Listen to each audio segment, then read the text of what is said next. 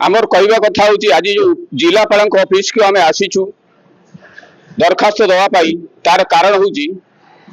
वर्तमान आंकुला आमर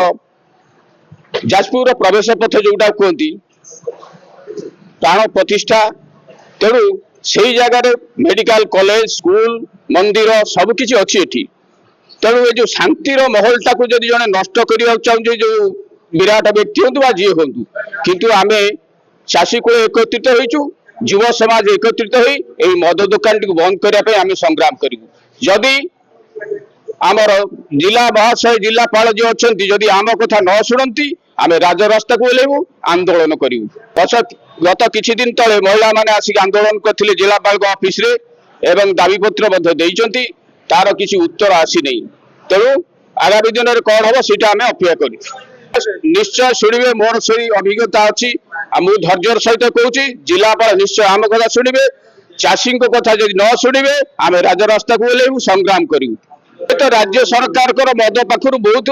राजस्व आदाय होती तेणु आम ग्राम ग्राम पहसा पंचायत ग्राम आंकुला ये आम निजस्व ग्राम कहले चले तेणु आम ग्राम करने चाहूना